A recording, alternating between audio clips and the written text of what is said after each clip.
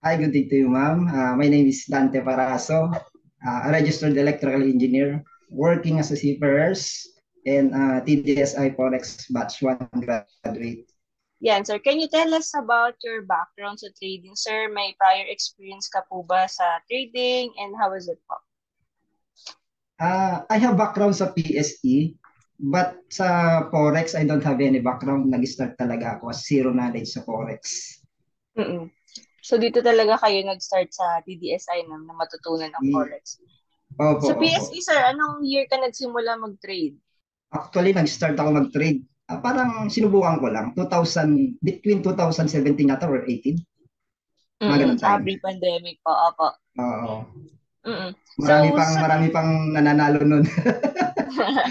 ano pa nun? Bull market pa nun. Oh, bull No. market pa nun kasi maski wala kang alam, bumili ka lang, may chance na manalo. Mga kahit pacham-pacham lang yung strategy, ano po, Opo, mananalo. opo. Oh. Opo. When did you join TDSI, sir?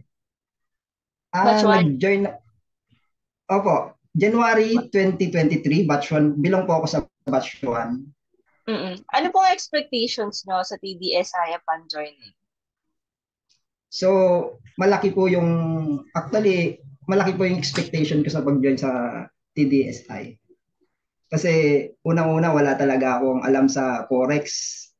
Yung alam ko sa PSE, hindi naman pwedeng ma-apply sa Forex kasi iba talaga yung galaw ng market sa global market. Mm. So, yun, sumali ako sa TDSI mentorship kasi alam ko na may matututunan ako kasi nung una pinapanood ko lang si Ma'am Lioness, yung mga local mentor eh. Naka-join ka Nakapag-join rin, ako sir, sa sa TDS nun TDS? eh. Okay. Opo, opo. So, yun, nakita ko na may potential talaga. Kaya nag-join ako dyan sa mentorship ni Ma'am Leonis. Ginrab ko talaga yung opportunity nung nag-kwan siya, nag-offer siya ng global market. Ng Hindi na ako nagdalawang international. isip. Opo, Opo. kasi alam niyo na kung paano siya magturo sa TDS eh, di ba po? Opo. Can you tell us more about your experience as TDSI? Ano po ba yung TDSI program? Mga activities na ginagawa niyo po inside the program? Ang TDSI po ay nabuo sa pamamagitan ni Ma'am Lioness. Ito ay handog niya po sa mga Pilipino na gustong matuto sa global market. Ito po ay 90 days mentorship sa loob po ng programang ito. Pera po yung trade namin dito, ma'am. Hindi po siya paper trade. Wala pong demo-demo dito. Kaya very emotional talaga pag first time mong mag-trade. Pero lahat ng maling emotion ay unti-unting babaguhin ni Ma'am Lioness hanggang sa maging kalmado ka na sa pag-trade. Mm. Opo. So ano para sa inyo, sir, yung three best things about being a TDSI? Three best things about being a TDS ay una yung emotion. Kasi yun yung unang minamaster mo yung emotion mo. Dati kasi nung unang nagtitrade ako, ay initin yung ulo ko, madali ako magalit. Tapos, Mm-mm. nagre-revenge trade. Ang instinct ko, bumawi agad para mabawi yung loss. Pero Mm-mm. ngayon, parang wala nang epekto kasi nung nalaman ko, ang trading is a game of probability lang pala talaga. Pag talo, hayaan mo lang, let go mo lang, and find another next pair na may opportunity na pwedeng kumita. So another thing, yung strategy. Yung mga strategy ni Ma'am Leones, very unique. Madali siyang matutunan kasi simplified na lahat and yet 100% guaranteed. If you follow this strategy religiously, madali mong sundan kasi walang masyadong indicators, malinis yung charts, hindi tulad sa iba, napakadumi ng charts, ang daming mga kinoconsider. Madaming Another drawings. thing yung, daming drawings. So another thing yung kilos or keep your losses small para iwas ma-liquidate agad yung portfolio mo at tumagal ka sa market. Opo. Thank you, sir. How about naman, ano naman po yung, since may experience ka po no, in trading sa PSE market, ano yung difference na, ano yung kagandahan sa global market if we will compare it sa PSE market? Para sa akin, very important yung oras.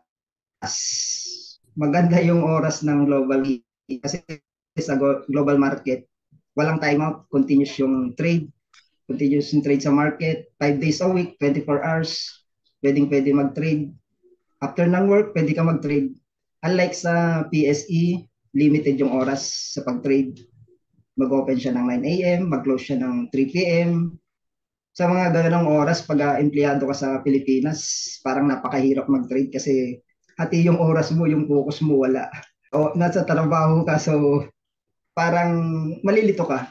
Hindi mo may bibigay yung focus mo sa pag-trade. So yun ang pinaka-dangerous sa pag-trade sa Pilipinas pag empleyado ka kasi yung focus nga wala. Tsaka isa Opo, pa, tama po. meron pa yung yung sa global kasi pwede kang kumita maski uptrend or downtrend. Sa local market hindi pwede 'yon. Hanggang sa uptrend ka lang pwede Uptrend kumita. lang.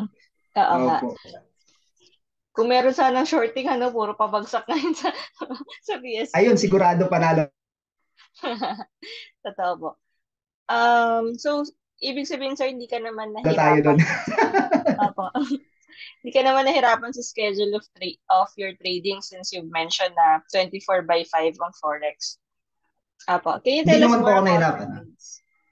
Ayan. Opo. Can you tell us more about your trades? Nahirapan ka po ba sa trades mo? Natakot po? Actually, ma'am, hindi naman ako ganong nahirapan sa mga trades ko kasi I just follow the teaching of TDSI. Whatever outcomes, win or loss, okay lang. Sa dami kasi ng players sa Forex, around the world siya eh. Hindi mo talaga natin mapipredict yung gusto nilang gawin. May kanya-kanyang objectives, bawat traders. Kaya sumunod ka lang sa strategy, bahala na si market magbigay ng rewards. Mm-mm. How did you deal with your losses, sir? By acceptance. Kasi wala namang trader na hindi natatalo. Professional man yan, natatalo pa rin yan. Ganon din sa real life, ma'am, kung hindi ka marunong tumanggap ng acceptance sa pagkakamali mo. Lagi ka rin matatalo kasi mali na yung sinusunod mo. So, sa trading, kilos lang talaga yung key para ma-abstain natin yung losses natin at tumagal tayo sa market. Mm-hmm. Ang ganda ng kilos talaga na, sir. So, Opo. may mga mistakes ka ba, sir, na nagawa sa trades mo? Like, nag-move ka ba ng stop loss mo? At paano mo na-overcome po yung mga mistakes na yan? Yung malaking mistake ko sa trade, yung inuunahan ko yung strategy, lagi akong nag-anticipate. Anticipation. Opo. Minsan, maski hindi pa nabubuo yung criteria ng buying signal, inunahan ko na agad. Kaya ang ending, Bumibili ka laging na. talo. Mm-mm. So, unti-unti kong na-overcome lahat yun. Mga maling habit na yon. Nagbago yung trades ko nung sinunod ko religiously yung mga criteria of buying na tinuro ni Ma'am Lioness sa TDSF program. Mm-hmm. So, ano yung naging pinakamalaking loss mo tsaka pinakamalaking winning trade mo? Pinakamalaking loss ko is 59 USD at 0.05 lot in 2 days. Ang Swing trade. pinakamalaking Opo, swing trade. Dito lang sa barko, hindi naman tayo. Mm-mm. Laging hindi ka naman makapag-scalp dahil late delay nga. Ito nga yung conversation natin na delay, di ba? How much pa sa galaw ng market, di ba? Opo, totoo. So yung Ano? pinakamalaking winning trade ko is 98 USD at 0.05 lot. In 2 days Ay, din laki. po. Mm-mm. Opo. May laki din. How does it feel, sir, na ngayon nag-graduate ka na po from TDSI Forex?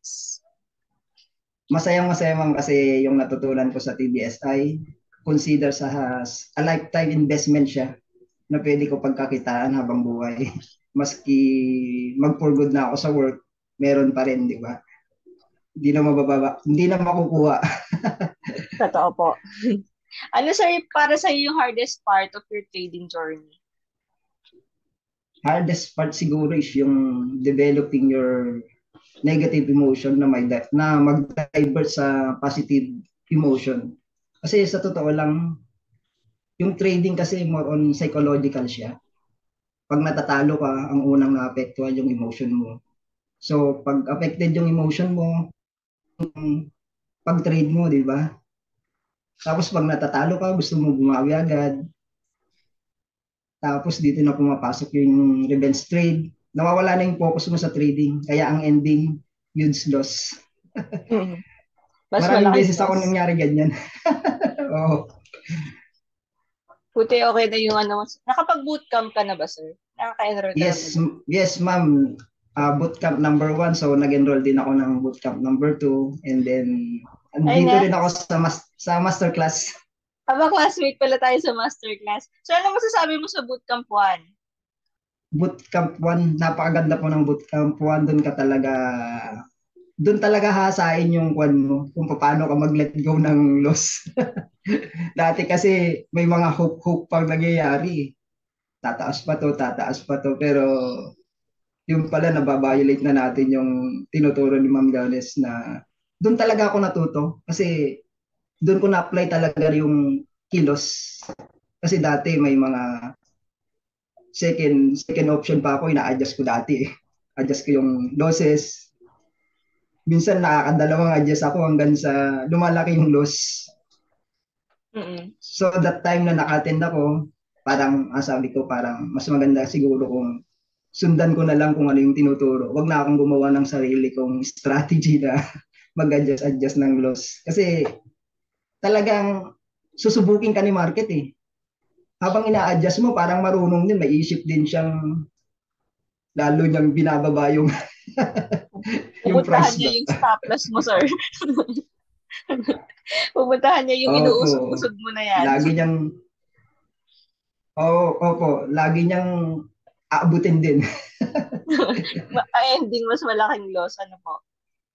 Buti nag-enroll Opo, ka sir, sa opo. bootcamp 2. Na, Yes, ma'am, kasi nakikita kong kasi nasa master class po ako ngayon, and suggested naman ni Ma'am Lioness na kailangan mag-enroll tayo sa bootcamp 2 kasi iba rin yung nasa bootcamp kasi may mga lesson din na hindi natatakel sa master class na natatakel naman sa